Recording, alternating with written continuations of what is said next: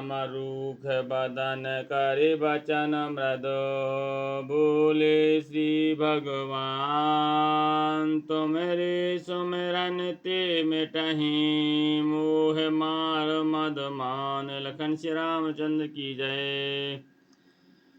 भगवान रूखा मोह करके कोमल वचन बोले, हे मुनिराज, आपका स्मरण करने से दूसरों के मोह काम मद और अभिमान मिट जाते हैं, फिर आपके लिए तो कहना ही क्या।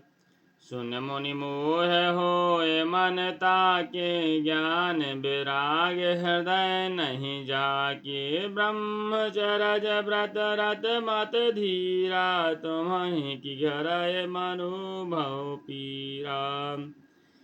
हे मुनि सुनिए, मोह तो उसके मन में होता है जिसके हृदय में ज्ञान वैराग नहीं है। आप तो ब्रह्मचर्य में तत्पर और बड़े धीर बुद्धि हैं, भला कहीं आपको भी कामदेव सता सकता है। श्री राम।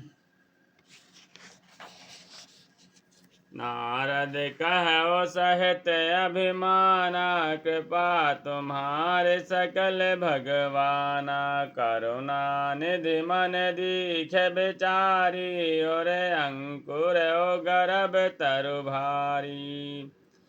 नारद जी ने अभिमान के साथ कहा, भगवान यह सब आपकी कृपा है। करुणा निधान भगवान ने मन में विचार करके देखा कि इनके मन में गर्भ के भारी वृक्ष का अंकुर पैदा हो गया है।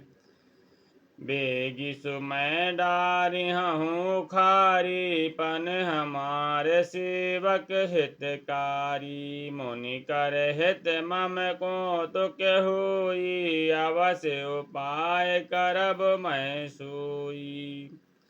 मैं उसे तुरंत ही उखाड़ फेंकूंगा, क्योंकि सेवकों का हित करना हमारा प्रण है। मैं अवश्य ही वह उपाय करूंगा जिससे मुनि का कल्याण और मेरा खेल हो। तब नारद हरिपद सिर नाये चले हृदय अहिमित अधिकाई। श्रीपति निज माया तब प्रेरी सुनहु कठिन करनी तहि केरी।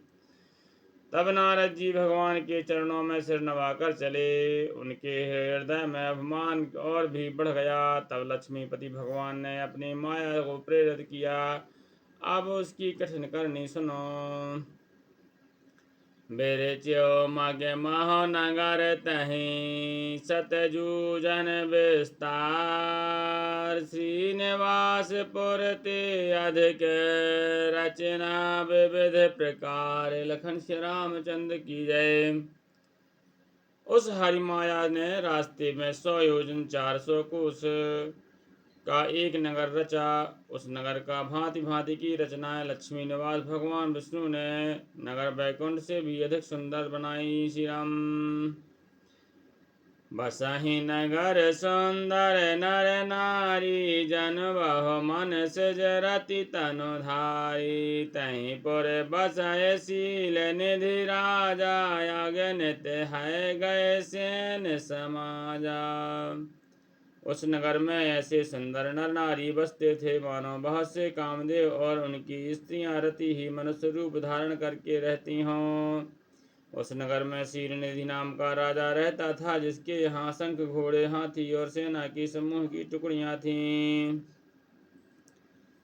सत सुरेश सम वैभव विलासा रूप तेज बल नीत निवासा। विश्वमोहिनी तासु कुमारी श्री विमोह जस रूप निहारी। उसका वैभव और विलास 100 इंद्रों से कम ना था। वह रूप तेज बल और नीत का घर था। उसकी विश्वमोहिनी नाम की एक कन्या थी, जिसके रूप को देखकर लक्ष्मी जी भी मोहित हो जाएं।